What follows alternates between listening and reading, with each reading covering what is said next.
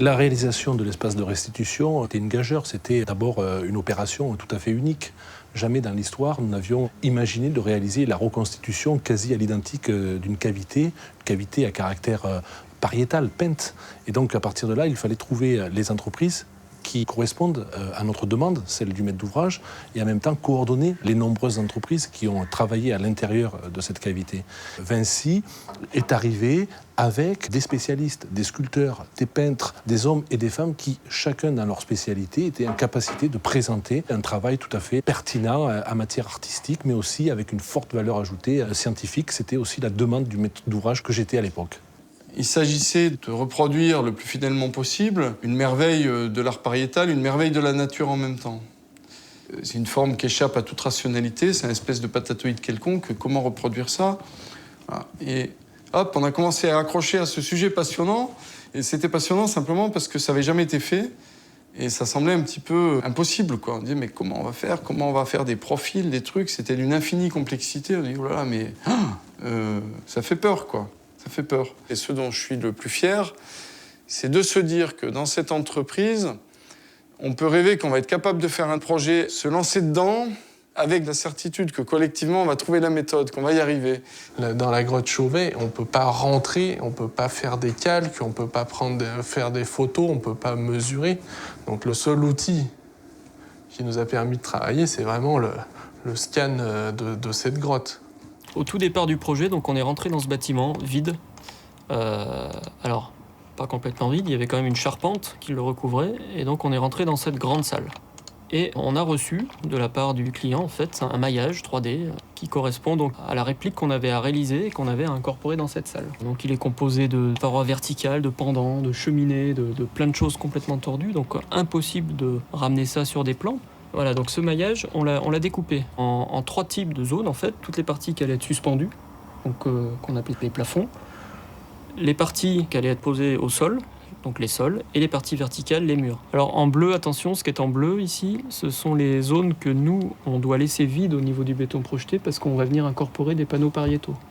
Ensuite, on a décidé très vite, pour que ce soit à taille raisonnable et qu'on puisse le fabriquer, de ramener ça sur un maillage. Et on a retenu en fait des blocs de 1,50 m par 3 m. Pour pouvoir fabriquer le support de cette surface qui était vraiment... c'était la nature, quoi. Donc c'était une surface qui ressemblait à rien du tout. On a choisi quand même donc de la ramener dans des plans, dans plusieurs directions. Les X, les Y et puis les Z, comme des lignes de niveau. Voilà, là on a juste une boîte à l'écran. 3 m par 1,50 m. On retrouve les suspentes du haut, le palonnier métallique, en vert les câbles qui permettent de tenir la cage métallique. La cage métallique, c'est les traits bleu clair, là. Bleu clair et rose. Hein. L'enjeu de ce chantier, c'était de récupérer cette 3D qui est vraiment virtuelle, qui est dans les ordinateurs, la faire ressortir de ces ordinateurs pour la faire rentrer sur le chantier et la mettre à disposition de tous les niveaux, aussi bien de l'encadrement que des compagnons qui réalisent l'ouvrage. L'innovation, ça a été essentiellement de pouvoir, en appuyant sur un bouton, dessiner n'importe quel palonnier automatiquement. Tous les sommets des triangles qui constituent le modèle 3D complexe, on l'a rentré dans Excel, qui permettent de gérer une grande quantité de nombres. On a rentré toute la définition des palonniers, leur position X, Y et Z, leur largeur, leur hauteur, le type de palonnier. Et ensuite, on a créé l'algorithme qui permet de générer automatiquement le fichier de fabrication et les éléments à projeter. Et sur un autre fichier, on crée des petites présentations comme ça, avec en rose, là, l'acier à façonner.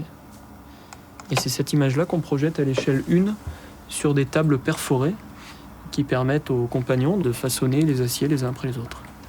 Quand on a fini le tour de la barre, on met une étiquette et on suit le mode d'emploi comme une espèce de Lego technique géant. On prend les références et dans l'ordre, on assemble. Et l'opérateur, il n'a plus qu'à être rigoureux dans l'assemblage, dans le soudage de sa cage. Sa cage, elle a une référence, elle va à tel endroit, elle se suspend sur tel profilé avec telle tige filetée. Et, miracle, une fois qu'on a suspendu les cages au plafond, la cage d'après se conjugue avec la précédente, etc. On a la forme de la grotte qui se dessine. Il y a eu 40 versions du programme, donc forcément, au fur et à mesure, on a vu ce qu'on pouvait faire. On a fait le maximum de détails pour pouvoir arriver à minimiser les coûts forcément de fabrication, éviter de commander trop d'acier d'un certain diamètre alors qu'on n'en a pas besoin, et puis minimiser les chutes. On a optimisé au maximum les données à partir du modèle 3D et de l'algorithme qui générait les données nécessaires. Une fois que l'ouvrage est créé en volume, il suffit de projeter du béton sur une épaisseur assez faible, qui est de l'ordre de 6 à 8 cm. Ce béton est ensuite sculpté pour reproduire tous les aspects géologiques de la roche.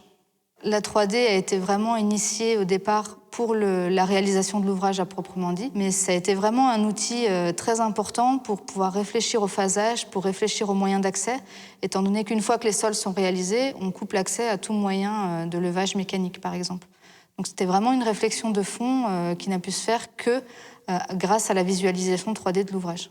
On a quand même réalisé un gigantesque puzzle, parce qu'on a travaillé dans différents ateliers, à Paris pour Phénomène, pour les spéléothèmes, à Montignac et à Toulouse pour les panneaux pariétaux, sans oublier Cosima d'Asplay pour les ossements. Il fallait déjà comprendre les besoins de chacun. Un panneau pariétal de 80 mètres carrés avec des formes aléatoires, ça se déplace pas comme ça se positionne pas comme ça dans la coque.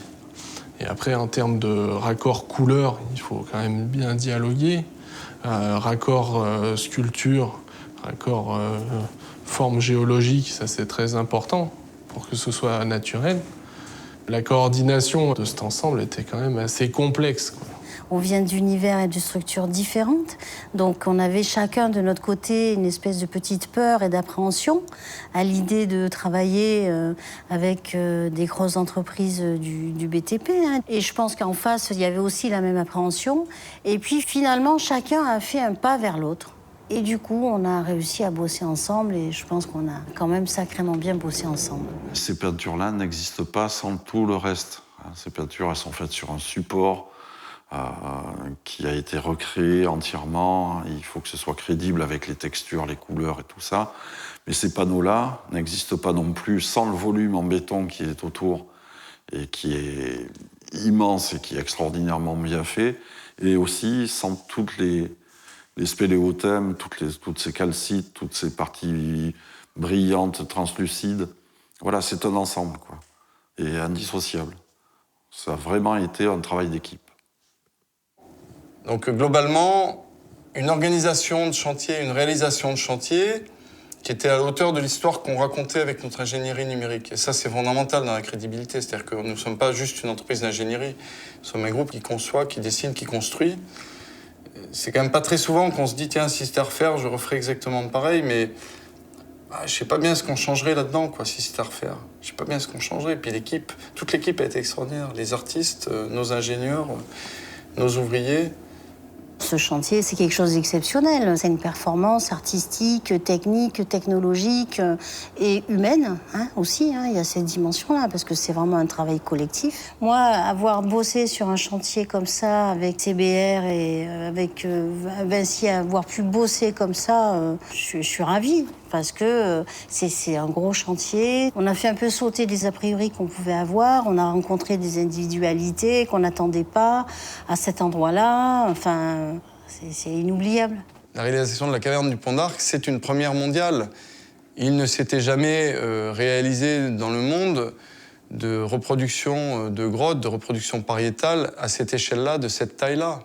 Je crois que c'est ça qui a galvanisé tout le monde et qui a conduit tout le monde à donner le meilleur de lui-même. On a pu avoir un chantier relativement exemplaire, quoi. Et un chantier, on est rentré dans un planning dont rien ne disait au départ qu'on pouvait rentrer dedans, puisqu'il échappait à toute rationalité. Et on est rentré aussi à peu près dans des budgets, quoi. Voilà. Tenir les délais, tenir les budgets et enfin tenir la qualité. La qualité, celle qui permet aujourd'hui à ces 300 000 visiteurs d'être satisfaits du travail qui a été fait. Et donc nous y sommes arrivés, le travail est là et nous en sommes tous satisfaits. Aujourd'hui, je me dis que tout est faisable, quoi. Vu qu'on a réussi à faire la grotte Chauvet, je me dis que tout est faisable. Si on sait faire des choses aussi extraordinaires avec autant de précision, on doit savoir, en transposant le même type de méthode sur des ouvrages beaucoup plus courants, changer complètement la manière de penser le travail et passer directement du modèle numérique à la projection de la réalisation. Et finalement, zapper la phase implantation. Donc finalement, Cette aventure extraordinaire, dont on pourrait se dire, ouais, mais à quoi bon? C'est pas notre cœur de métier. Mais si, ça alimente la réflexion et l'excellence sur nos cœurs de métier. On entend le mot BIM de plus en plus, hein, Building Information Modeling. Donc l'utilisation de la 3D pour modéliser les bâtiments et puis aussi pour le modéliser de façon intelligente et pendant toute sa durée de vie. Et donc les projets vont de plus en plus et puis dans quelques années même systématiquement être modélisés en 3D. Donc on va être amené à utiliser directement cette 3D pour donner les informations sur le terrain. Et c'est sûr que le développement va dans ce sens-là.